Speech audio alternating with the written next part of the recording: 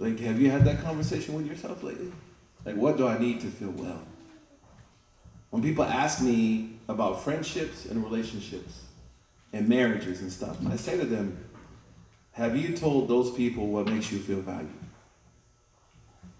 And do you know what makes them feel valued? So you can align your values. What do I need to feel cared for? What do I need to feel whole without being like hubristic, but like narcissistic? But I still need to know what I need. So the Shaykh, he says, Alhamdulillahi kama yajibu li azimi majdi. I'm just going to read it in Arabic for barakah. He said, all praise be to Allah as His transcendence and His incredible nature and magnificent deserves. Wa jalalihi, and His, again, like His transcendence. Wa salatu wa salamu ala sayyidina Muhammadin wa ali. And peace and blessings upon Al-Habib, Sayyidina Muhammad. You know, whenever you feel sad, make salawat. Wallahi, you'll feel a difference, man. The Prophet said, whoever says sallallahu alaihi wasallam, Allah sends salawat upon them times 10. Like whoever says peace and blessings be upon me, even if it's in English, man, or Urdu or Persian, whatever, it doesn't matter. All languages are made by Allah. He said Allah subhanahu wa ta'ala will raise that person 10 direct stations, forgive that person 10 sins, and grant them 10 hasanat. You know when the Prophet was told that if you said that that would happen, you know what he did? Abu Musa al-Ash'ari said when the Prophet ﷺ was sitting with us, suddenly he made sujood, the prostration of thankfulness. And I asked him, why are you thankful? He said, no one from my ummah says sallallahu alayhi wa sallam except those things happen. So I'm so happy for them that I made sujood. For them, for you. Another authentic narration, whenever you say alayhi salatu wassalam, when you say sallallahu alayhi wasallam, there's an angel next to the grave of the Prophet who says, what's your name? Lamis just sent salam to you. What's your name, brother? Anas. Ayaz just sent salam to you. Sallallahu alayhi wasallam. So like, you know, we believe in beyond the material, we have a greater passion. So he said, وَالصَّلَاةُ وَالسَّلَامُ عَلَى سَيِّدِنَا مُحَمَّدٍ وَآلِهِ. Peace and blessings upon the best of creation, Muhammad and his family. Prophet said, I left you two things. If you hold them, you'll never go astray. The Quran and Ma'ad. This is related by Imam Muslim. Sallallahu alayhi wa sallam. The Prophet said, Man ahabba Hussein faqad ahabbahu Allah. In authentic hadith, whoever loves Hussein has loved Allah. Whoever loved Hussein, Allah loves him. These are all from our Sunni tradition. So again, we're very fragile. Sunni fragility. It's a problem. And you couple that with ethnic fragility, ooh. وَبَعْدْ فَقَصْتُ بِهَذَا الْمُخْتَصَرِ. And he said, the reason that I wrote this short text, وَفُصُولِهِ, and I divided into chapters, تَمْهِيدْ قَوَعِدْ التَّصَوُّفِ وَأُصُولِهِ, is to introduce the foundational principles of Sufism. A lot of people may be Sufis and they're unaware of what are the foundational principles. Then your Sufism is untethered. And untethered spirituality is a problem too. We've seen spiritual abuse, right? Those things happen when I allow my spirituality to deceive me. I become blinded by spirituality. But I should never calibrate my spirituality in a way that allows me to feel superior to people. That would be shaitanic Sufism. But Adamic Sufism is that my spirituality always causes me to turn back to Allah and to recognize my humility, my mistakes, and to see that I need Allah and I need to be good to people. So the Sheikh lays out what are the foundations of being a Sufi. Like what are the foundations of reading Quran properly? What are the foundations of Arabic language? What are the foundations of fiqh? So the Sheikh is saying, I'm going to bring discipline to this science because it has become untethered. And because of that, people on the other side are upset. And I'm sure you've seen stuff on YouTube, people like stabbing themselves, say la ilaha illallah, and drinking poison. What is this, man? You know, drink poison, can't pray Fajr? It's kind of awkward, right? Or I have such a spiritual state, but like I abuse my kids. What's the purpose of your spirituality if you're an abuser?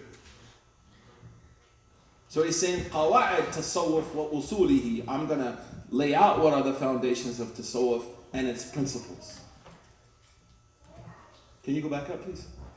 Yeah. A little bit in the middle. Yeah. وَيَصِّلُ الْأُصُولَ فِقْهَ بِطَرِيقَةٍ. And here's the point of his entire book. I'm going to marry the foundations of Islamic law, the philosophy of Sharia, with tariqah, with the inner. So I'm going to weld the inner and outer rules together. No one did this before him. At the time of the Prophet ﷺ, they weren't divided. Zakat has two meanings for a reason. Zakat means to give, but zakat means to grow. Zakat means to give. Zakat also, it's in the language, means to purify. So there's never this amputation, if you will, between the inner and the outer. This happens over time. So this is وَيَصِّرُ الْأُصُولَ فِقْهَ وَالْفِقْهِ بِطَرِيقَةٍ. Usul here means aqidah, the foundations of belief. And fiqh means the practice, the outer practice with the inner. How many of you know the hadith of Jibreel? Like the famous hadith where Gabriel comes to Prophet Muhammad, peace be upon him, ask him 3 questions. Those 3 questions are found in what he just said. He asked the Prophet about faith, that's usul. He asked the Prophet about Islam, practice, that's fiqh. He asked the Prophet about the heart, ihsan, to worship Allah as though you can see Him, even though you can't see Him, that's tariqah, haqiqah. So he's saying, I'm going to marry all 3 of these things together to show you that Tasawuf is rooted in foundations. To protect us from charlatans who say they're righteous people but are really creeps, and hyper-literalists who are irresponsible in their literalism. I'm going to try to bring some balance to the situation.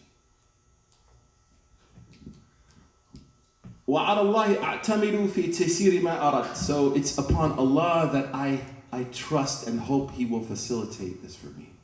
Sheikh is very humble. وَإِلَيْهِ أَسْتَنِدْ. أَسْتَنِدْ means to rely, to lean on. So on Allah, metaphorically, I'm leaning on to help me accomplish this. فِي تَحْقِيقِ مَا قَصَدْتُ. In achieving this goal, this objective that I want. وَهُوَ حَسْبُنَا وَنِعْمَ الْوَكِيلُ. And Allah is sufficient as a caretaker and as a guide and as someone who looks after my affairs.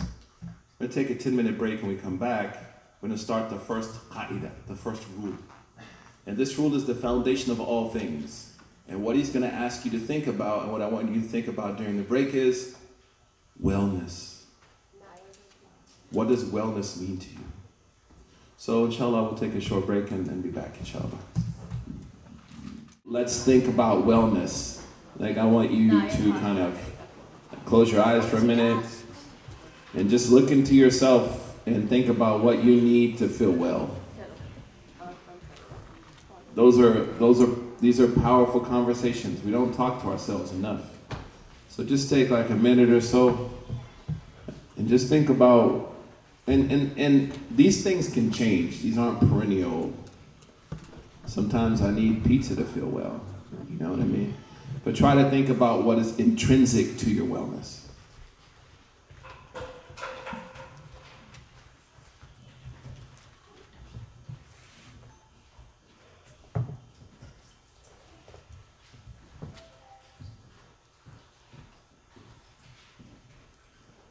All right, does anyone want to share? Yes, sir. A combination of physical, emotional, mental, and like happiness. MashaAllah, man, that's nice. Well, we're done. We just like finished the whole course. Can you get specific? Like, No. what's something you need specifically to feel emotionally well? Nothing sad. All right, cool. I'm gonna let you off the hook. Yes, sir.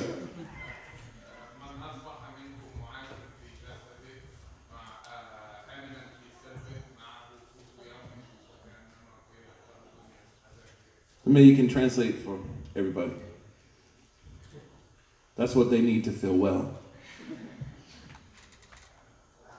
Whoever is sufficient.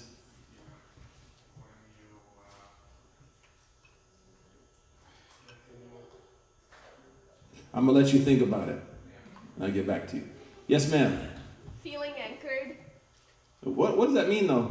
Like. I'm not going to let you get away with euphemisms. Sure. I'm going to get you. Yes. Feeling I have a base. that Okay. I can go back to. I can float around, do What's things. that base? Family, home. Right. Good. Nice. Family, home. I was trying to push him to say mama. Right?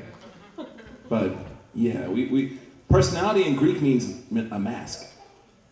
Right? So we tend to layer, I'm not saying you did that, but we tend to layer our needs. And that's why communication is really important. What do I really need? Has anyone seen that show on Netflix where that lady goes into people's houses and help them organize their homes? What's that show called? That show is amazing, man. I don't know her name, I'm sorry. But and she says to them what? Keep what? What brings you joy? Keep what brings you joy. And there's this white dude with Michael Vick jerseys and he's got stuff from DMX t-shirts and he's like, this is really hard. I don't know what brings me joy. And that's terrifying when I don't really know what can bring me. And maybe one of the goals of capitalism on steroids is to confuse what makes you happy. So then you become a consumer. You buy things. Buying things makes me happy. Yes, you had your hand up, sister. Getting enough sleep. Yeah, man, getting enough sleep's important. That's beautiful. Physical safety. Physical safety. What does that mean? Doctor, your wife's around or? Yeah, just basically being not concerned about when I walk out of my house, am I in danger? If I'm in my house, am I in danger?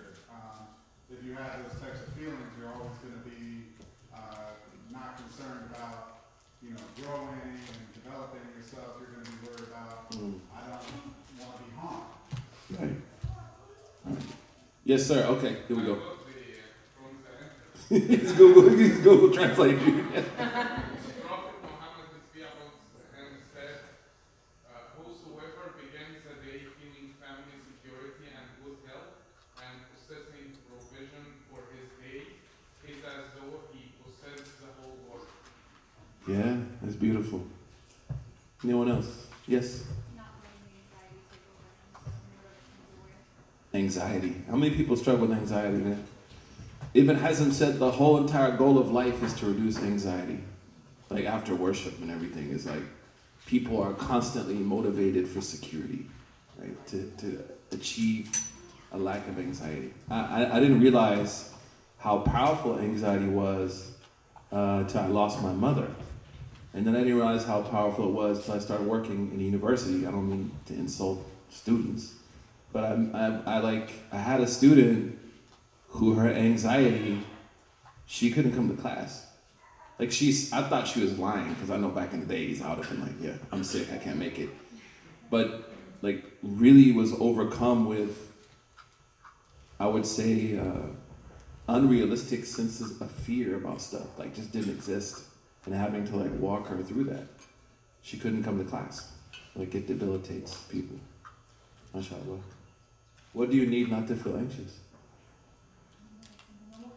Yeah, but that's an honest answer. Don't be shy here to say I don't know. The Prophet said I don't know is a third of knowledge. And we're all still if we all knew, we're going to be anxious until we get to Jannah. Right? The dunya is a place of anxiety. Because if it was a place of absolute tranquility, we wouldn't long for paradise. So there's a balance. Yes, in the back.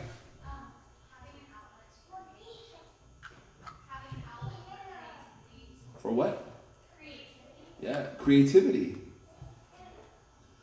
There's in Iman in Chicago, I don't know if people are familiar with Iman, they have therapy through the arts.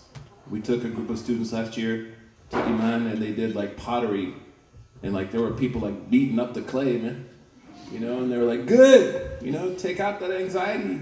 And then they created something from their anxiety, from their anger. It was very beautiful, mashallah. What else?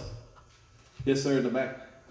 So I think the number of things come to mind for me. First and foremost, I like to, when I do have anxiety or when I'm having time, I try to slow things down. Even before I came to this event today, I was going to skip before I come in here and pray here instead. But I told myself to wait, to calm down, to just go ahead and be present with my Lord. And I think that a lot of people, myself included, the reason why we make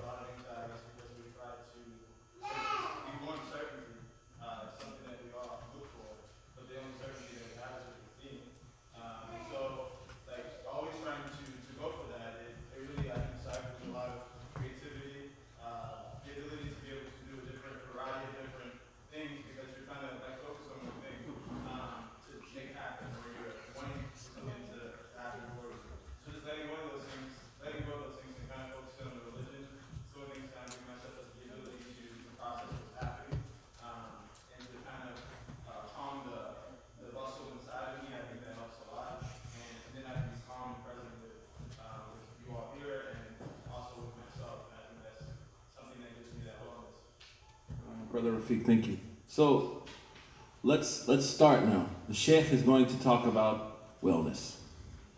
And if you look in the Quran, it's very interesting when Allah subhanahu wa ta'ala talks to the Quraysh. I don't know if anyone here is familiar with like Maslow's hierarchy of needs. It's his theory when you teach children, like if, Sally lost her Snoopy pencil, like she's not gonna be able to take an exam now. It's like, I lost my Snoopy pencil. Like, human beings, we may replace that Snoopy pencil with something else, right? With something greater, or even something of less value, but it comes in and creates like problems. So if we can scroll down, inshallah. Sheikh, he begins by, it's interesting. Okay, it's fine, no worries. No anxiety. Okay, let me vent. So he says, Al-afiyatu suqunu qalb. He begins, and he's talking now about from the perspective of the inner. He's not talking about the outer. He's saying inwardly, if we want to start to become well at an inner level, this is how we need to define inner wellness. The wellness of a Sufi, the wellness of a seeker, the wellness of someone who's working on the internal furnishings, Islamically. So there may be other definitions of wellness. Lauren, we need some help up here. Mohammed, the document didn't download. So thank you so much. Allah bless you tremendously, a million times over. Alhamdulillah. So he says, al-afiyatu. Al-afiyah means wellness. And afiyah is a word that means like everything's gravy. You know what I mean? Like everything's great. That's afiyah. It's like a great way to translate it. Al-afiyatu suqunu qalb. The Sheikh, he begins, he said, wellness. Everyone knows what is sukoon. Sukoon is a letter that doesn't have a vowel, right? So it's like a, e, u. Sukoon is the circle, right? Sukoon actually means, like in Urdu, jubkuro, right? Sukoon means silence, uskut. Also means tranquility, sakina.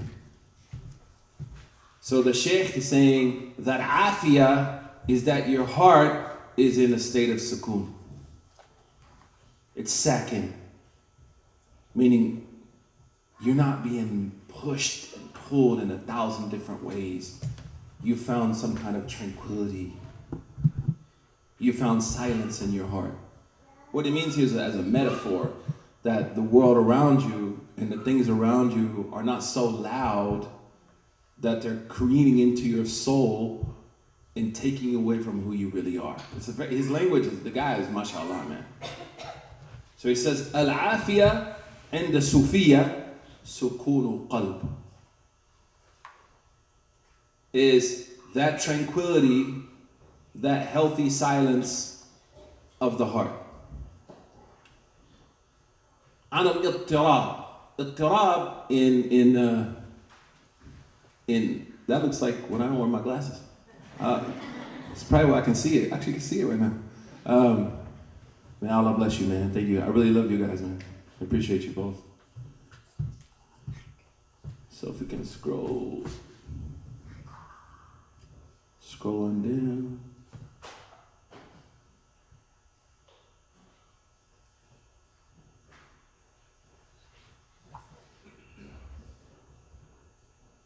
I think if you hit that, yeah, 2. So he says, I'll just go from memory. He says, Al-afiyatu sukunu qalb ala ittirab, which means that the heart is experiencing a sense of tranquility that protects it. Ittirab is like if you walk like this. That's ittirab. In hadith, we have what's called sanad muttarib. If a chain of narration breaks a lot, it has like, came from this person, that person, that person. So like I'm trying to follow the chain to the Prophet. It's like boom, boom, boom, boom. It's not consistent. So it means that the heart is being rocked by inconsistencies and by things that are causing it to be bumpy, boom, boom, boom, boom. Who can think of something that makes your heart bump? I got one. I got an 18-year-old daughter. Yeah. All the mothers are like, and a 16-year-old son, Lord have mercy, right? That causes your heart to jump up and down, right? What else? What rocks your heart, moves you? Music. Good. But here it's in a negative sense. Yeah, he means you're being rocked by something which is not healthy for you.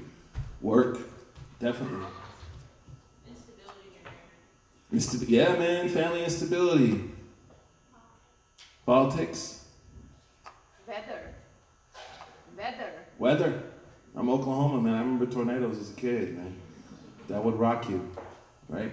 What he's talking about are those things external that cause. I'm going to find my copy of the book on my phone. My memory's not that good. That cause us to be rocked. That cause us to experience anxiety. I think I got it. Okay, yeah, let me use it. Thank you, sir. But I need something else too. This comes with a.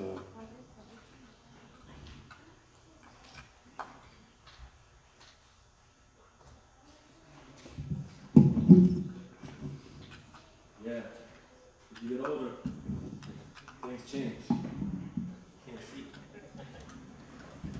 So, what he means are things that rock you in the wrong way. Ittirab is a negative bounce. So it's like Georgia Avenue.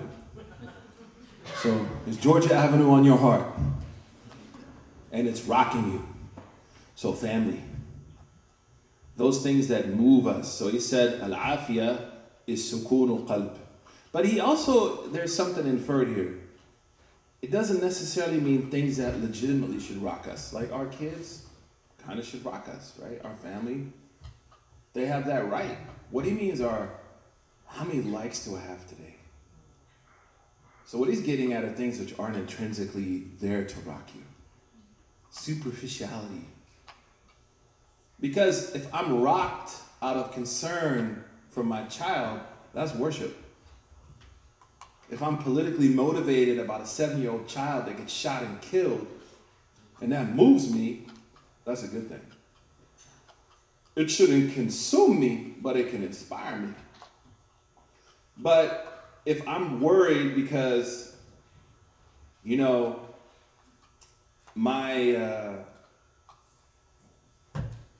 the projector's not working and it like consumes me and it like ruins my day, that's not good.